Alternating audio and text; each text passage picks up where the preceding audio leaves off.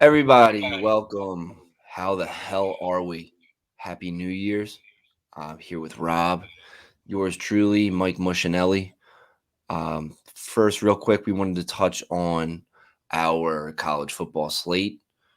We ended up profitable to end the year, profitable to start the year. Thanks mostly to Rob on that one. Also, follow us on Twitter, Instagram. We threw out a couple live plays to get some good middles.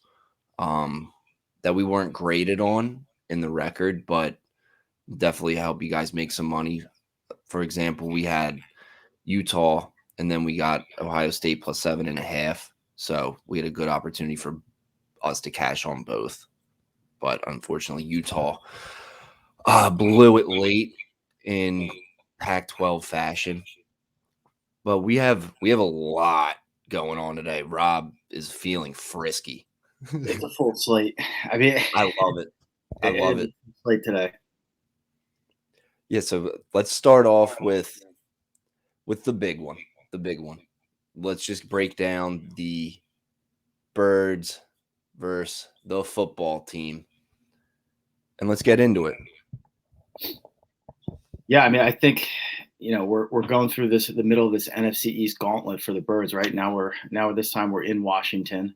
Um, Line right now sits at 5 in favor of the Birds. Birds given 5 to Washington. Team, we got a total of 44.5.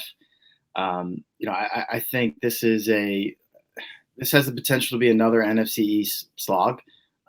There's nothing too convincing for me to take the Birds and lay the 5 points. But I do still see some value in this game. Right now, Washington getting 5 points. You have 35% of the tickets on Washington and 50% of the money. So they are getting a good amount of money, and there's been quite a few moves triggered on Washington as well. The total at 44.5. The over sits at 42% ticket count and 80% of the money. So lots of money coming in on the over. I think this game shapes up. It's going to be an interesting one, right? Because right now, Eagles are going to be without Miles Sanders and Jordan Howard. So you're going to get a I healthy think dose. Jordan Howard's in. Is that a late in? I think Jordan Howard has been out added to. I'm seeing per Adam Schefter early this morning. Howard, who was listed as questionable for Sunday's game at Washington, is expected to play per Adam Schefter. Wow, that's breaking news by you. Well, Adam Schefter, but at the same Yeah, time, that's by you because yeah. that I I think that want makes it. I want my money, Adam Schefter, I think that's a big difference here, right? Giving for sure. Boston Scott a little help in the backfield, and it's definitely going to be obviously. And the Eagles coming in as the number one rushing team again this week, I think that's going to be huge for them. Uh, on the other side, you do have some pretty key inactives for Washington. Now, on my morning research, I saw Montez Sweat, who was listed as questionable, is unlikely to play today. Sweat dealing with some serious personal issues. I think tragedy in his family. So thoughts out to him, but he's not going to be in today. Also, Landon Collins, I still have listed as out as well, which I think is big for the Eagles going into this game, and we'll get to a play on that later. I think that's going to be huge for our guy Dallas Goddard. But outside of that, you also have a couple inactives along the Washington football team's offensive line. Brandon Sheriff still being out, and of course Antonio Gibson is out Mm-hmm. as well for Washington. So they're key back. Plenty of inactives there on Washington. Yet you still see a lot of money and some sharp action being triggered on Washington, which makes this one a little interesting. And for me, kind of I'm a little hesitant to lay the points with the Eagles again this week. So one thing I think is really interesting here is the fact that the Eagles and without trying to get too advanced on you, Mike, talking DVOA. Are you familiar? No, and I haven't had nicotine in 24 hours. Like, don't aggravate me any more than I have to be, Rob. All right. Well, think strokes gained, right? So strokes gained, DVOA. We're talking a sample of the team against similar situations and similar opponents across the league average, right? So essentially, that's what this stat's telling us. It's like a Okay. we're evening out the playing field when we talk in terms of rankings, offense, defense, pass defense, etc. Right? The Eagles right now are 10th in offensive DVOA against the Redskins 27th in the league. Washington's pass defense ranks 27th as well in DVOA, while the Eagles rank 14th. So my thought is that while you have a couple guys out, when it looks like Jordan Howard may go then, but still with Sanders out and the Eagles run game, relying on a couple backups today, you still have opportunities for the Eagles in the passing game, notwithstanding, in the fact that they're really middle of the road in that category. But because the Washington defense, the passing defense is that bad, I think you have some opportunities here in the passing game for Jalen Hurts. So one of the things that I'm targeting today, I'm going back to the well with our boy Dallas Goedert. I like Goddard to go over 50 yards today. Line currently sits at 49.5 for his reception yards. I got that at a minus 115 premium, so paid a Question for you. Quick question for you. With all that being said, do you believe Devontae breaks the Deshaun Jackson rookie record today?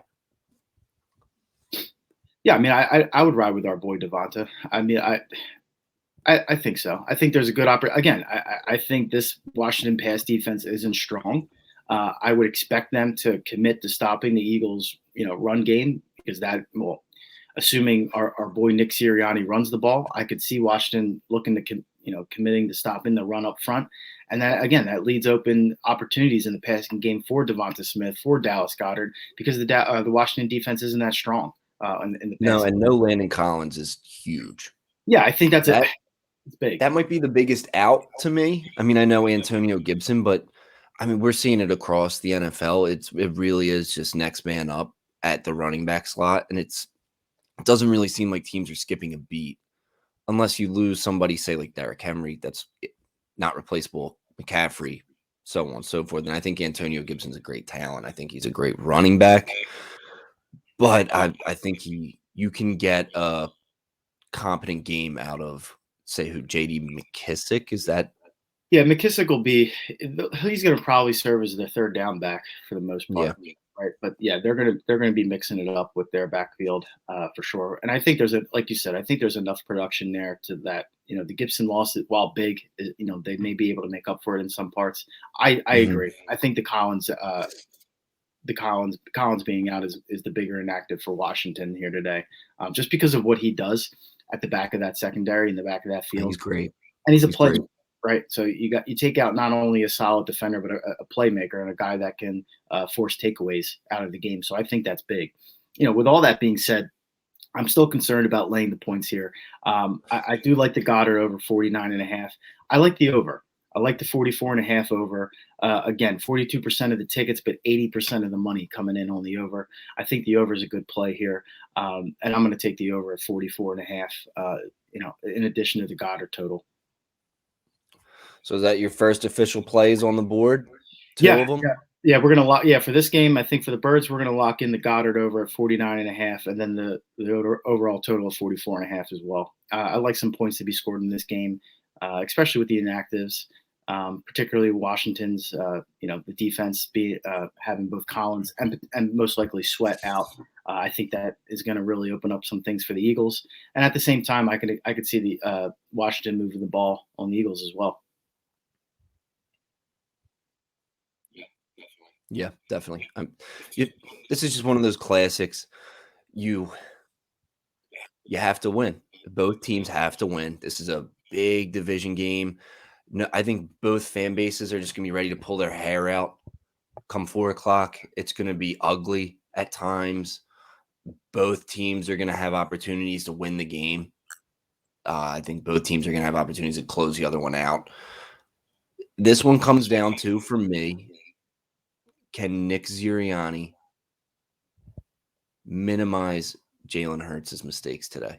We can't come out slow, taking bad sacks. Come out of the gates doing what you do and take the driver's seat and take the initiative in the first half.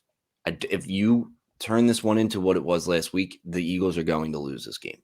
That's my take on it.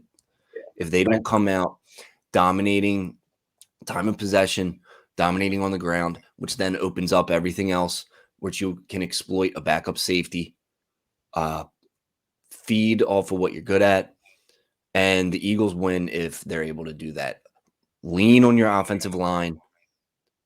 It's arguably the best unit in all of football right now.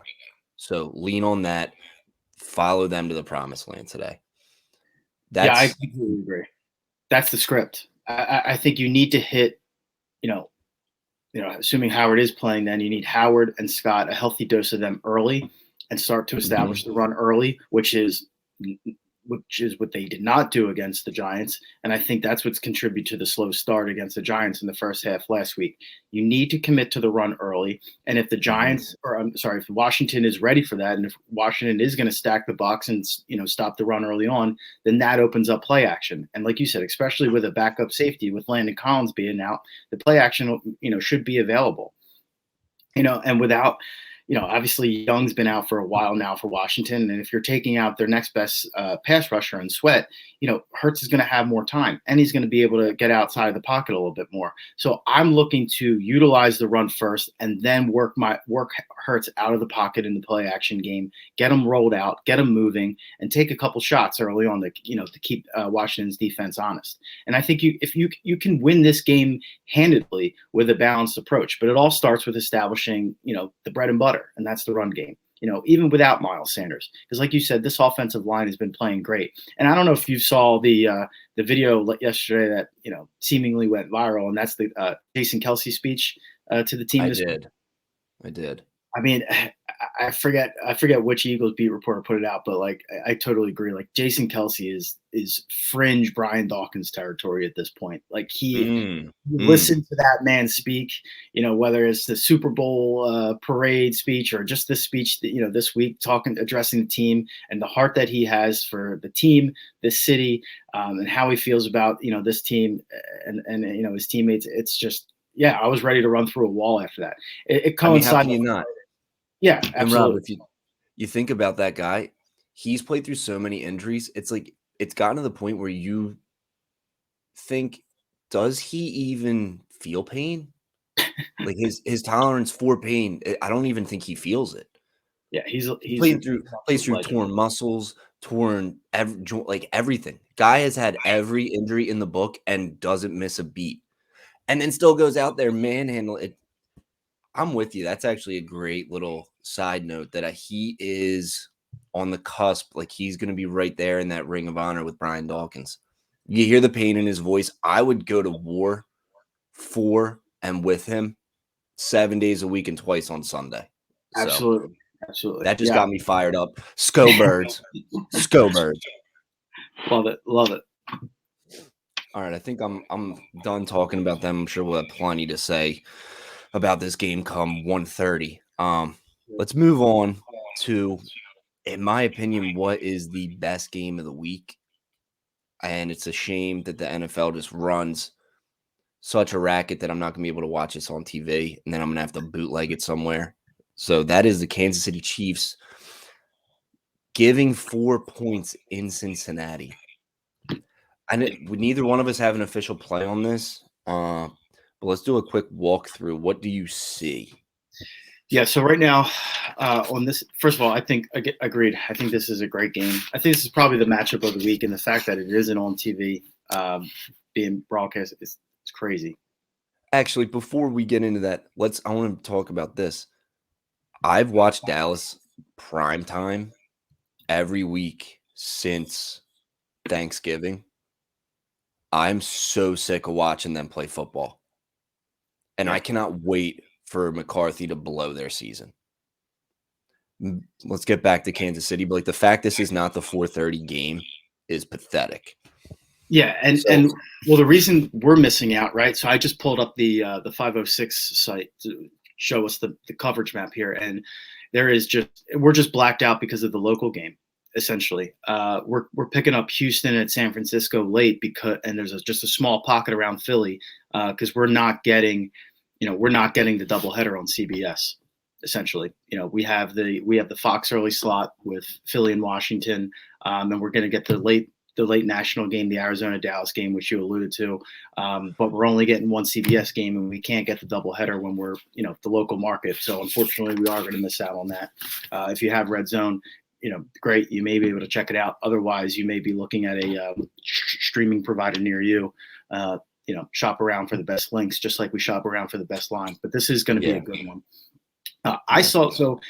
And I know we chatted a little bit about this one last night, but when I woke up today, it was interesting to see that the line has come down from 4 to 3.5. And any time you have these spreads anywhere from 2.5 to 4.5, you're talking key numbers, right? So now you have this down to 3.5, a little bit of juice on the Chiefs there at -115. So you're paying an extra 5 cents on the dollar to take the Chiefs and lay the 3.5. Right now, the Chiefs are getting 61% of the tickets, 77% of the money. So it's a pretty decent spread breakdown there. I've seen a few moves triggered on the Bengals this week. Yeah. So I think that's interesting as the money continues to climb, to pour in on the Chiefs. Yet there have been some spots where pros have taken the Bengals on this one as well. In terms of the total, we're looking at 50.5 right now, down 0.5 point from last night's total of 51. 13% of the tickets on the under, 22% of the money. So a little bit more of a percentage there on the under, but. And I know the total here is something that you may be targeting and packaging in a few other plays. I think, do I expect Joe Burrow to go out and throw for another 500 yards against the Chiefs? No. I wouldn't bet on it, but I certainly think that's the way, the game flow is leaning that way. I think you can see a lot of points in this game. And I do like the idea of taking that total and possibly the over, because I just think you could tease it either way, Rob. You know what I mean? I think this is going to be right around that number. I think you could tease it either way. It's not going to kill you. You buy yourself a touchdown. Here's kind of my issue with this matchup. Kansas City's probably 2 years ahead of where they should be. You know what I mean? I'm sorry. Cincinnati's 2 years ahead of where they should be in the grand scheme of things and the way they're progressing as an organization. They're not ready for this game. I just can't see how the Chiefs and Andy Reid blow this. They finally scrap back to get the 1 seed. This is a monster game, and Cincinnati's just not built to win these type of games, in my opinion. Their defense is so sketchy at times. I mean, yeah, Joe Burrow's amazing. They have all the weapons, but their line's sketchy, D-line sketchy. I just don't see with the inexperience how they could beat Kansas City. And I think Spagnuolo is going to have something dialed up. You notice how he's doing the reverse psychology of last week? How he's talking about Joe Burrow? Saying I see a young Tom Brady in him. Yeah, give him a little love. My one official play of the day might actually be Joe Burrow to throw an interception on that. I'm going to note that down. I'm going to have to look and see what the number is, but I'm going to jot that down. A Burrow pick. And I love Joe Burrow. Don't get me wrong. It's impossible to dislike him. But I just don't see him being ready to win this game yet. Next year, I think he's ready. And I think that team will be ready. But this is like a growing pain situation. I hope they keep it close. All the signs are pointing to it being a really good game. But I could kind of see this one getting out of hand for them. Yeah, right now you'd be paying a little bit of a premium on that Burrow interception. It's -130 to go, for him to throw a pick today. And I totally agree. I think this is a reality check for the Bengals. Like, how far along are they with Zach Smith and like this team and where they're moving, right? And I think at the same time, it's also a reality check for the Chiefs defense. So they fought their way into this top spot in the AFC after a bit of a muddling their way through the middle of the portion of the season. The defense have certainly picked things up in the last month or so, starting I think back with that Dallas game where they, that big win in Kansas City over Dallas. But it's going to be a test, right? Because Mixon is running well this year. He's one of the better running backs in the league. Burrow is hot. and slinging the rock. You got some really good wide receiver talent on the outside in Cincinnati and Higgins and Chase. So they're going to need to keep them in check. So I'm really interested to see how the Kansas City defense handles the Cincinnati offense. And I think it's a good gauge in seeing how far along that defense is and the Chiefs overall as Super Bowl contenders again. But I definitely agree that, you have a playoff implication game, two, hot teams going in. I do lean towards what I think to be the better team in the Chiefs. But ultimately, it's a stay away from me on this one. But I think it's going to be a great game, and looking forward to catching some of it. Yep. I'm in full agreement with you. I don't think there's any reason to force a play on this one because there's so many other games out there that we can pick on. It's to stay away. Just enjoy the football for me. I'm just going to try and enjoy as much of this as possible. But let's spice things up a bit here. I know I see you loving Arizona at Dallas. 6.5-point dogs. I have a lot to say about this one, but run me through why you like Arizona today. Sure. Well, simply put, I think this is just a buy low, sell high opportunity on the Cardinals. And I know we've gotten burned from the Cardinals all year. We faded them early on when they were hot, and we have since started to tell them in the middle late part of the season where they've gone through this downward trend. But I'm going with the Cardinals again this week. So here's one for you, and I know we talked about this a couple weeks ago in Cliff Kingsbury and his his troubles in the second half of the season. The Cardinals under Cliff Kingsbury before Week 8 are 15-5-1. After Week 8, 8-19. So, it's an ugly split, but I think there's an opportunity here to buy low on these Cardinals. I'd like the 6 points, 6.5 right now at some shops. The Cardinals, 47% of the tickets, 94% of the money. So there is a lot of money coming in on less than 50% of the tickets on the Cardinals on this spread. The under that'll balance out too. So I don't want people to get afraid of that, hearing that much money on the Cardinals. All the Cowboys fans are starting to wake up now, and you're going to start to see that market dilute publicly. Sure, people are definitely going to start sprinkling on the Cowboys. So I don't want that to scare people. No, I think that money will even out to some extent, but at the same time, seeing that much money on only generated on only less than 50% of the tickets, I still think that's an indicator that there's some big money coming in on the Cardinals. For sure. Even though this line continues to rise by about a point or so throughout the week, right? I think saw it down as much as 5 earlier on in the week, and now it's up to about 6.5 with a premium on the Cowboys. I like the money line here too. At 225, it was 230 this morning, creeped up a little bit when I was looking at it last night. I'm going to sprinkle a little bit on the Cardinals to steal one in Dallas at plus 225. I like a half unit there in addition to taking the spread. I just think the Cardinals are in the spot where they've been reeling. They need a win. I don't Dallas, coming off that big win against Washington last week, the blowout. I don't know. Again, this could be regional bias, but I'm still not sure if Dallas is as good as that last game indicates. No, but you know what? Actually, I wanted to touch on this with the Eagles, Rob. That blowout hurt the Eagles, if anything, because that just pisses Washington off. And what that did was make the national media is now on the Eagles side and hates the Redskins. I hate when that happens. Whenever the national media is in love with you, you're toast. You're toast, especially when you're just not as good as the top 5 teams in the league. Like the Eagles are a scrappy team in the hunt. They're not great, obviously, but now everybody's ruling out the Redskins after getting the doors blown off of them. I don't think that bodes well for the Eagles, but I think that actually really helps you in this situation. I think the Cowboys are due for a reality check. I think Mike McCarthy, I just keep holding my breath on this. He's going to blow it at some point. And I think today you're just going to see him outcoached. I think Trayvon Diggs is going to keep. So Trayvon Diggs with all these interceptions, Rob, you look at it, he gambles on every pass.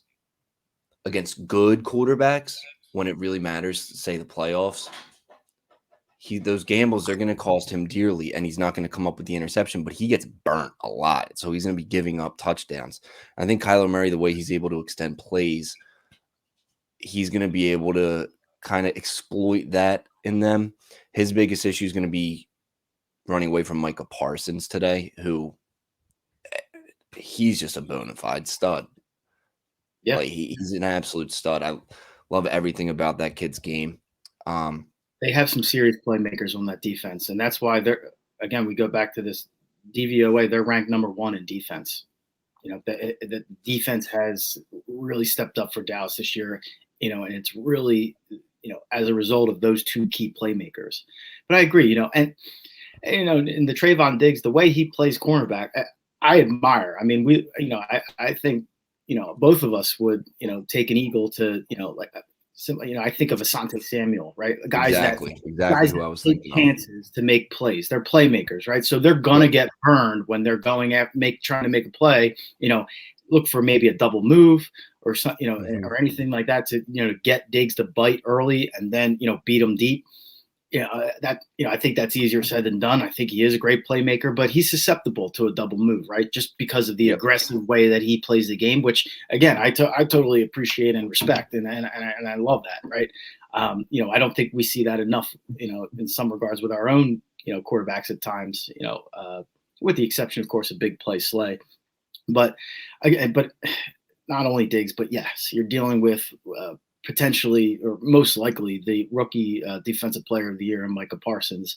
And the guy's been an absolute animal, and he'll be all over the place on the field again today. And I would imagine that Parsons to some extent will be spying Murray for most of the game. He has the speed. I mean, he's very capable of running with him. When we're looking at these numbers, like I said, Dallas defense being ranked number 1, offense ranked number 8th. But the Cardinals D rank, is a 5th ranked defense. So I could see the Cardinals defense, putting up a strong fight against Dak and the Cowboys offense at the same time.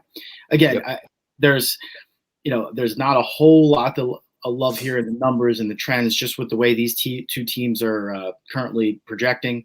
I just think this is simply a good buy low spot on the Cardinals. Definitely.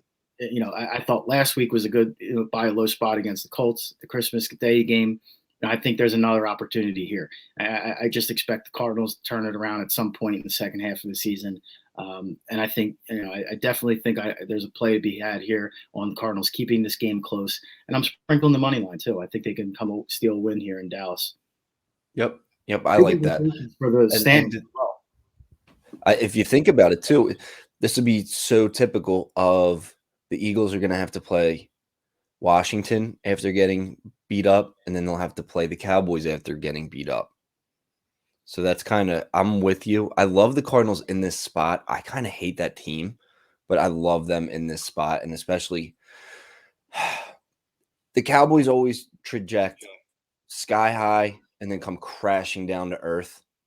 I think you're going to see one of those games today because they had an out-of-body experience last week. That they, in my opinion, probably have the best roster in the NFL. But they're just not built to beat the great quarterbacks with the great coaches. So we'll see today. I think today will be a huge test for them. If they can get that 2 seed, that'll bode really well for them come playoff time. But I think right now you're just going to see the issues of a hire like Mike McCarthy, and that's going to cost them dearly. I like Arizona with you. I'm not as bold as you to sprinkle on the money line, but I do think I'm going to take them plus 6.5 for sure. Yeah, I mean, like you said, this is going to be big for playoff implications with Dallas sitting at 2. I do not see the Packers losing against Minnesota later on tonight against the backup QB in Minnesota. That saw that huge line shift after the Cousins news. I expect the Packers to lock up the number 1 overall seed, especially especially with a loss here for the Cowboys if that were to come to play.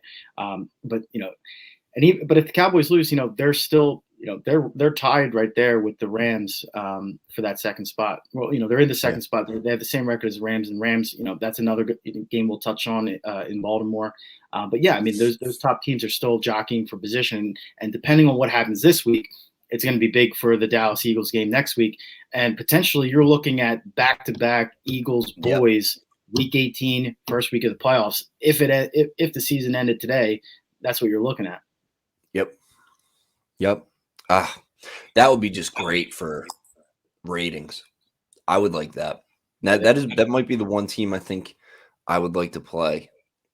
I avoid Tom Brady at all costs. First, let's get in, but then you avoid Brady. I just don't want to play McVay. I would love to play the Cowboys 2 weeks in a row, third time on the year. I think that would just be. The Cowboys don't want to ever see the Eagles in the playoffs, especially not round one after the Eagles got hot. That's just a worst-case scenario for them, in my opinion. But enough NFC East talk. Take me anywhere else across the league, Rob, because you like everything. So you just bring me across the map, kid. The full slate. So, all right. So the next one I want to touch on is it's not a pretty game, but it's the Raiders in Indianapolis. I have a play on this one as well, and I'm targeting the total here, specifically the under 45.5. Right now, the under is getting 32% of the tickets, 40% of the money. Not a huge discrepancy, but there's been quite a few moves triggered on the under as well. Here's the key for me here. This Raiders offense is struggling without Darren Waller. And of course, they would be right without one of the best tight ends in the league. But they haven't scored 17 points in their last 4 games. It's been tough going for the Raiders, and Nick, so I think they're going to continue to struggle on offense without Waller. But what's key here for me is that while the Colts rushing offense, of course, ranked first in DVOA with the strength behind Jonathan Taylor, the Raiders rushing defense is actually a strength for them, ranking 10th in DVOA against the run. So I think that where, the Raiders match up well with the Colts' biggest strength today, and I can see the Raiders slowing down Jonathan Taylor enough to keep this total, under. On top of that, the Colts are playing. They play slow. They are one of the slower teams in the league in terms of pace. When on just a neutral game setting, right? It's not until they're down a touchdown or so when they start to pick things up, and that's and that's understandable. When they rely on the run game in the way that they do. So that, coupled with the fact that while all signs point to Wentz starting today, given his miraculous recovery from the virus in such a short amount of time. But he's been out all week. He hasn't practiced. So I would expect the Colts, with that in mind, to, again, rely on Jonathan Taylor and the strength of that run game. But, with the way that this Raiders defense is set up, I could see them, slowing Taylor down enough to keep our total under 44.5. So, for those reasons, I think, I'm in on this under at 44.5. I like that play. That's an official play for me. I've seen enough on the board, and there's enough there in the details that we went through for me to make this a play. Yeah, no, I'm not mad at it at all. I just don't even want to think about this football game. I'm sick of the Raiders. They just keep grinding out wins. I don't want to see them in the playoffs.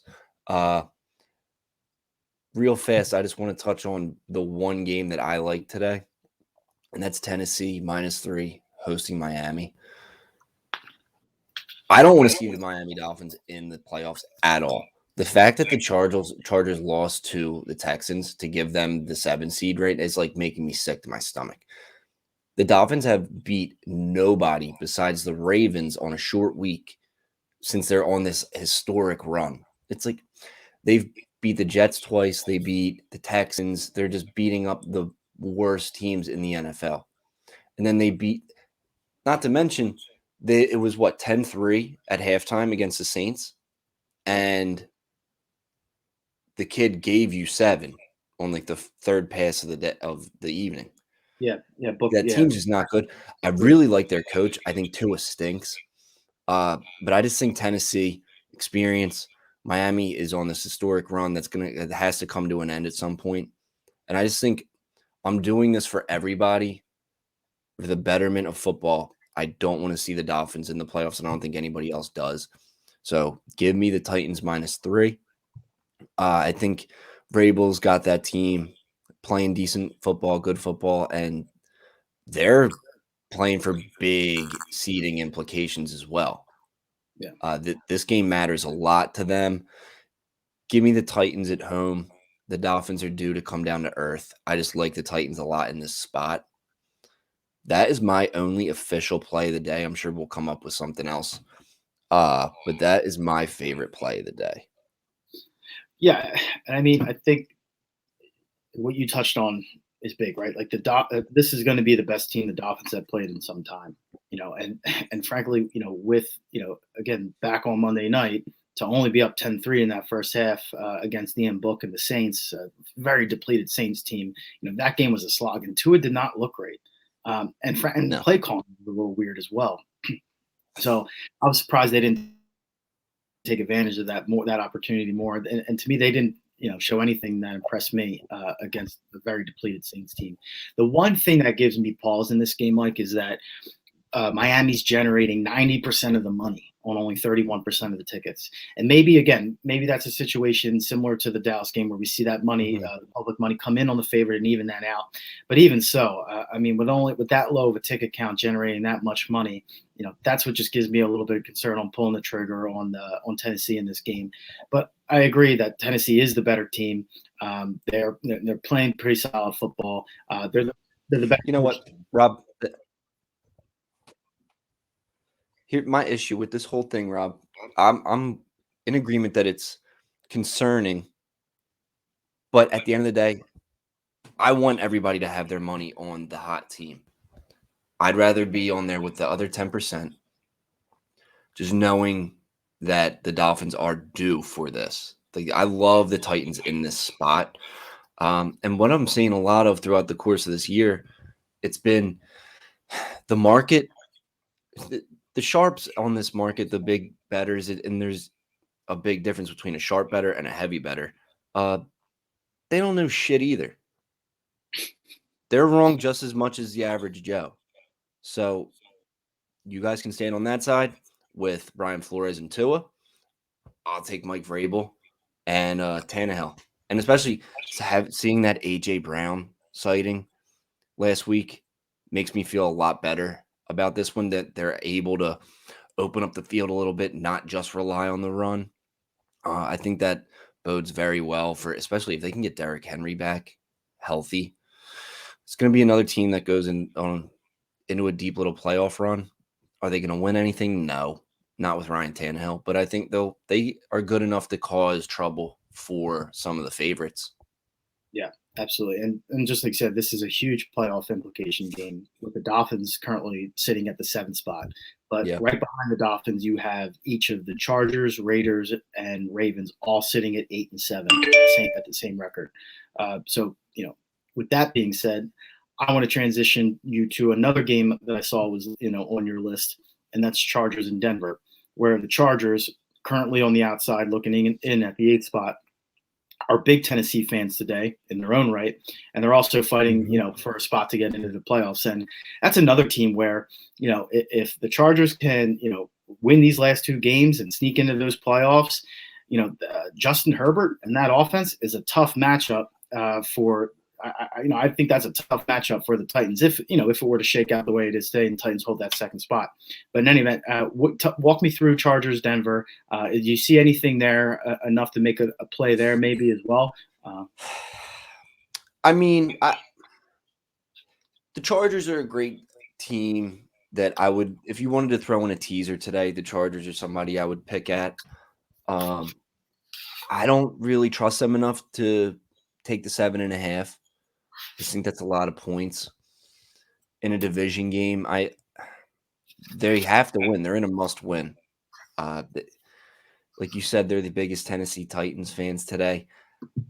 I think that team's dangerous, but what's hurting them is inexperience at coaching, quarterback, everything. They've had glimpses of being a top 5 team in the NFL, and then you have weeks like last week where you get smoked by the Texans. So just inexperience is hurting them at this point in the season.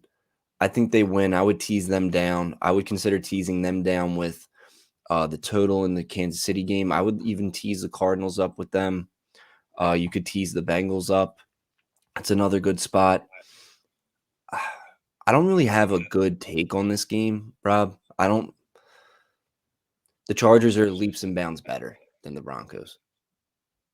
It's as simple as that. They're home. The only thing I could say is it's a division game, so it could stay tight. Denver's defense is very good. They just need some help from their offense. I mean, they've held a lot of offenses of late to scoring like sub 20. So they hold up their end of the bargain.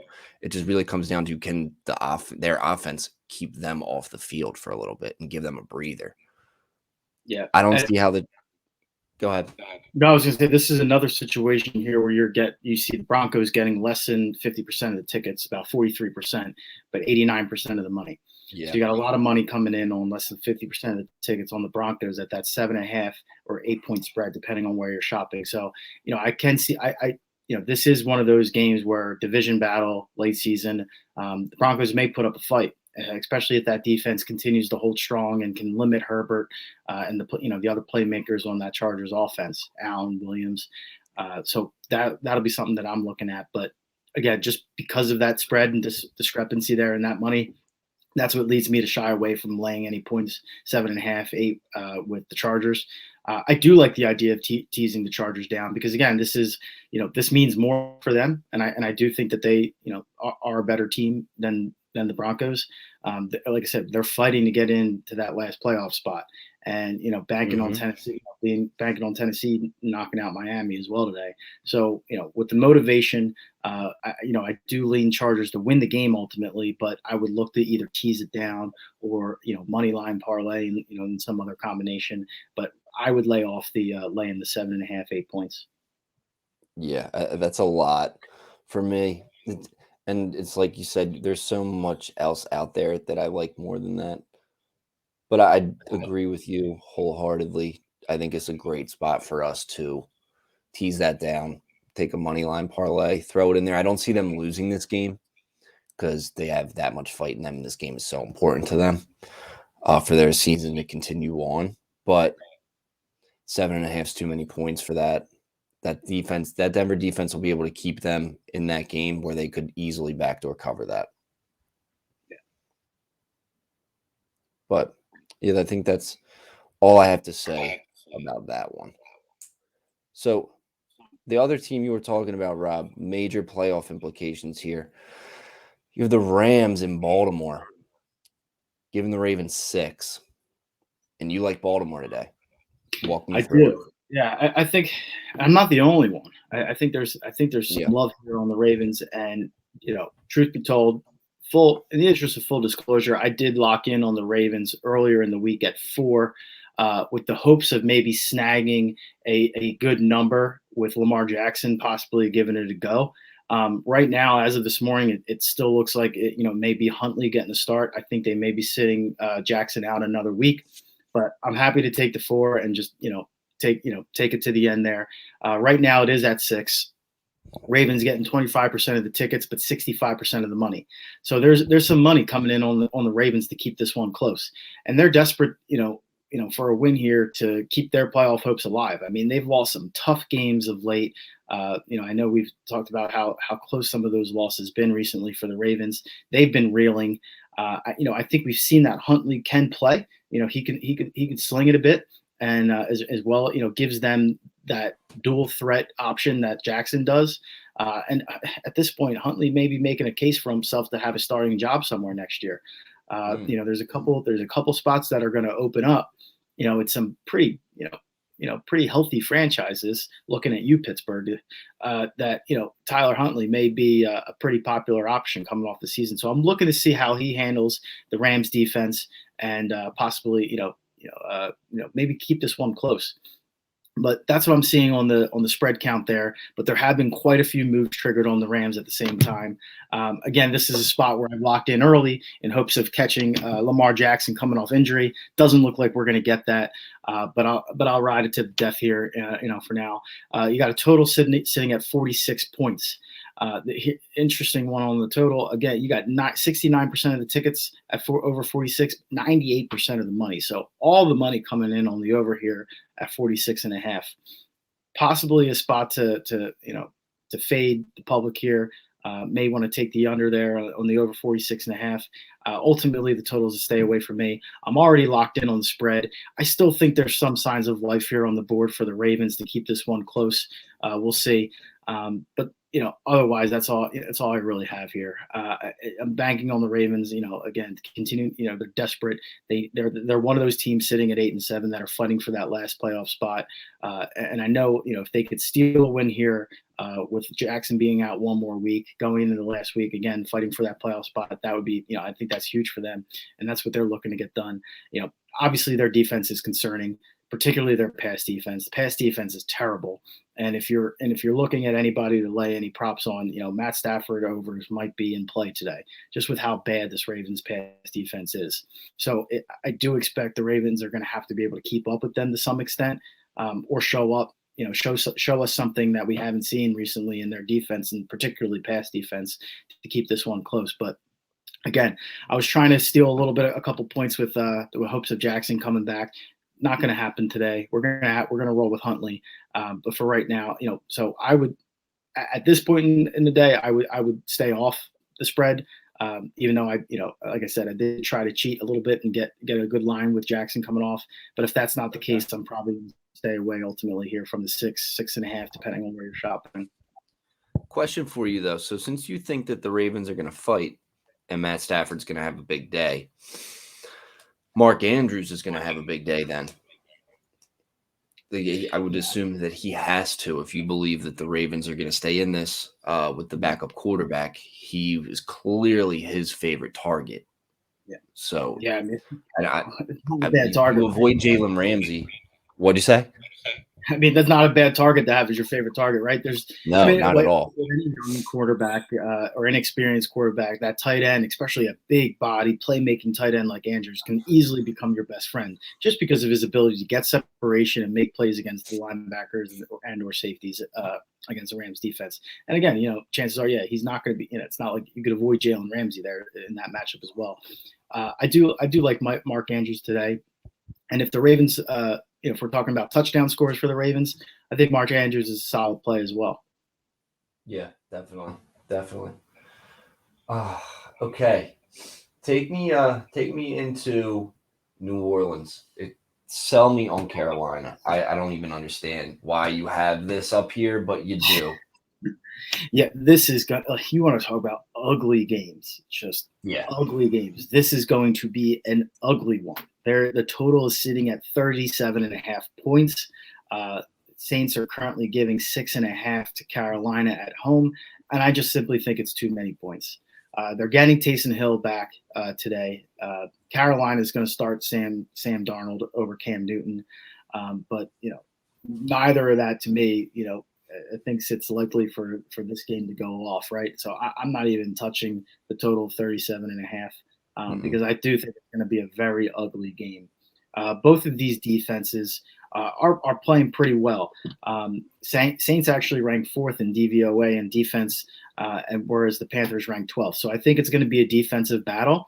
And with that in mind, I think it could, that Panthers defense could potentially keep it close enough to give Sam Darnold an opportunity, at the very least, at a backdoor opportunity at the end of this game. I just think the 6.5 is a little too much because the Saints are still pretty depleted as well with their injuries and COVID lists. So that's why I'm banking on the Panthers to keep it close here. Panthers at 6.5. Again, another situation where you're seeing 41% of the ticket count on the Panthers, 94% of the money. So I think the market, the board's telling me that this line's just a little bit too high for the Saints, and I'm willing to hold my nose, bet on the Panthers, and in what's expecting to be a very ugly game. There's been a couple sharp moves triggered on the Panthers throughout the week, so I'm happy to take the 6.5. And like I said, this is a hold your nose. If it pops up on the red zone, you can check it out. But otherwise, maybe just wait till the end. Wait till the fourth quarter to see how this one's shaking out because it's going to be pretty. Yeah, that's just one of those you look at 4:30 and just see what happened.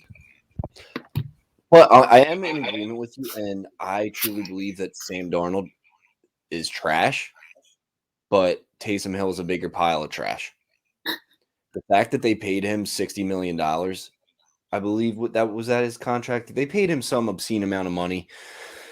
Yeah, I think it all depends on where he winds up playing, and if he starts a quarterback going forward, it may be like something like 30, 35, but upwards towards that 60, that mark. But a lot of that money is dependent on him playing quarterback. So you're still gonna pay that much money for a Swiss arm, like a white Swiss Army knife? Like he's not that fast, he's not that strong, he can't throw, he can kind of catch. I mean, it's like that's like a guy that's great to have in college, where it's like you can do whatever, but you can get away with the cute stuff. That doesn't work in the NFL. And clearly this year it's showing it doesn't work in the NFL. He stinks.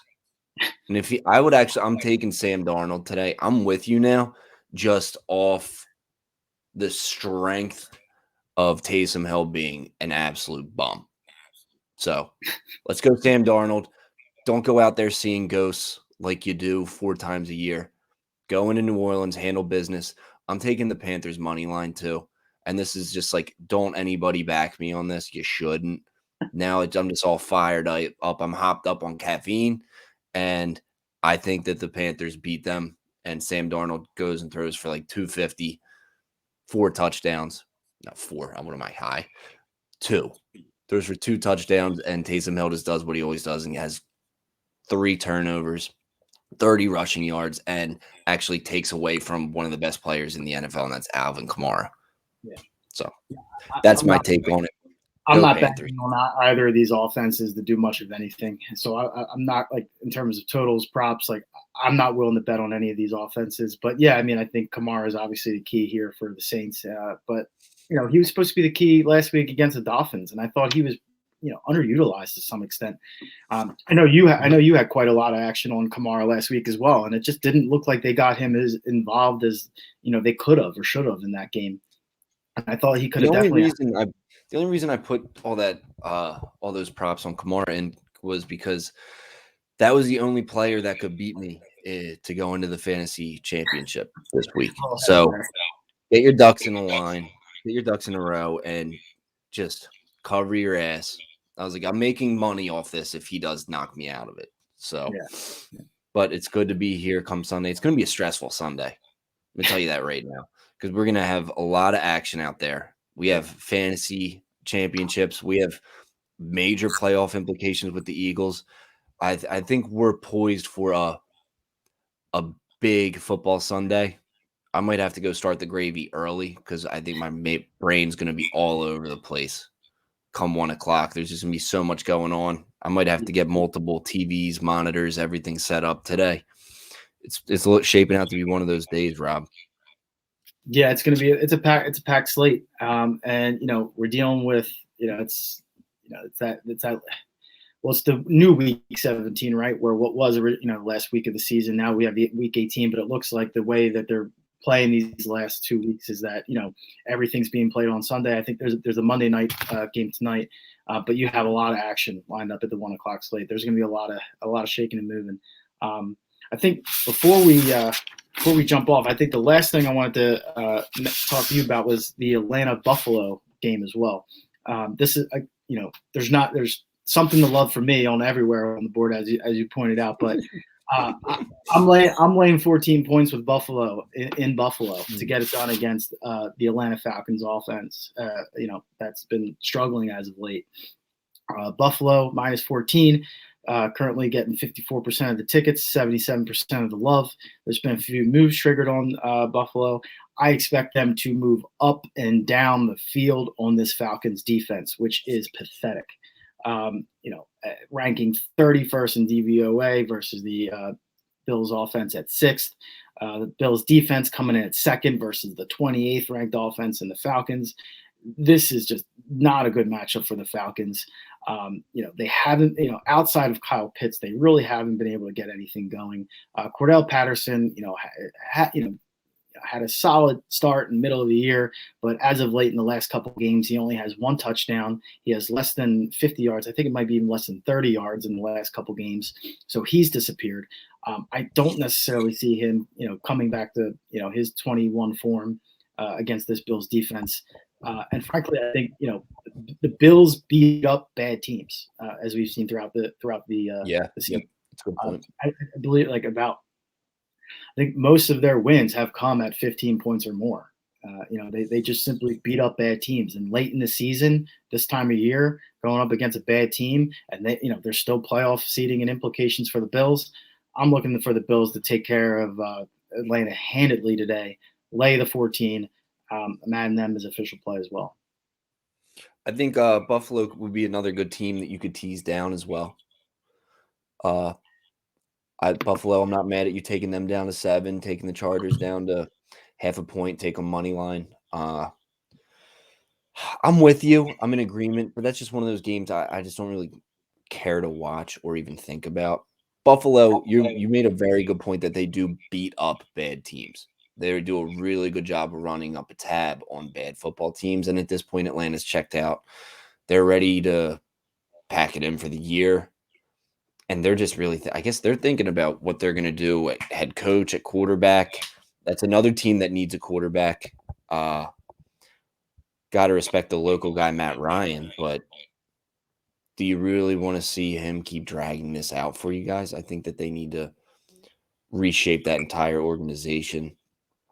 Yeah, if you're a team that needs a quarterback this year, and you don't have a viable backup or a young option on your roster right now, you're not in a good position, because we'll eventually get to the draft later on this year, but it is not a strong crop. So if you're looking at the quarterback market, there's maybe a few potential free agents out there, Russell Wilson, for example, but otherwise, if you're looking at a quarterback situation going into this offseason, you're gonna have to dig deep. Yeah, because I didn't see a whole lot of top talent coming out this year. Quick thought: what do you think the value would be for somebody like a Gardner Minshew in this year's market? I feel like he's worth a third, second round pick. If you're a team that believes that you're one piece away, second round might be that's stretching it a little bit, but I do think you could get a third round pick for him. I still see that as a little high. I mean, I think he put some good tape out there against the Jets, and I don't see a situation where he may have an opportunity next week against Dallas to get some tape out on him again, depending on what happens this week. I mean, if the Eagles wind up beating Washington, you don't need much. I mean, if you look at the help that they need today to clinch, it isn't a whole lot. You need Green Bay to handle Minnesota and the backup quarterback tonight, and San Francisco to take care of Houston. That's it.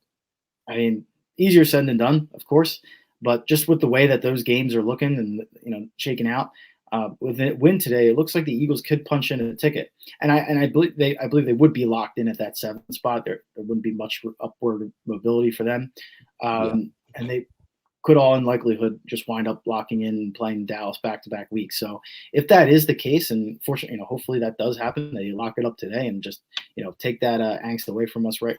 Going into week 18, then I could see Minshew getting some action in 18. Eagles resting starters, not giving much to the Cowboys before the playoff game, and you could see him get out, roll him out there in Philly next week.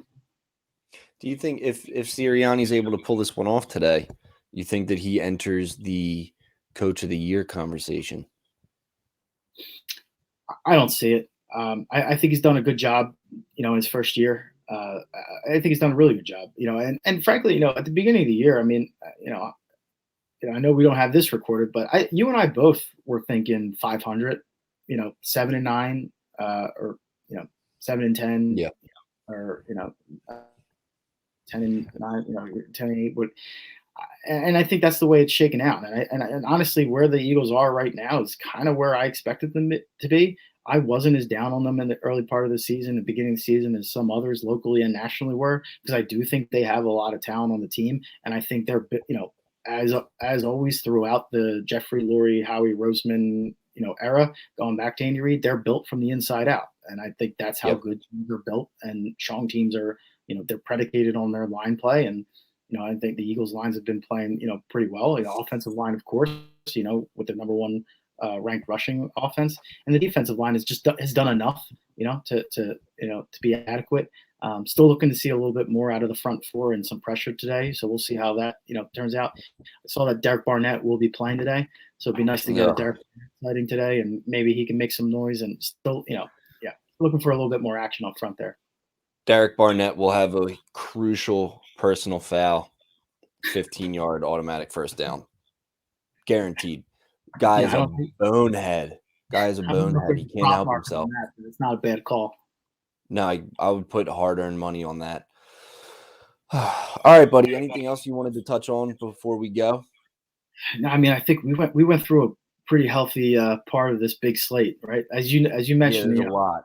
There's a lot here, and I do like a lot. And this is one of those volume days where we're going to throw some plays out there, and we're going to hope to wind up on the plus side at the end of the day. Yep. Be on the lookout. I'll make sure we get our official plays out to the people today on the Twitter, on the Instagram. So give that a look, give it a follow, and looking forward to a nice full slate. All right, buddy. I will be in touch. Good luck today. I'm pulling for you, obviously. Go Birds. Go Birds.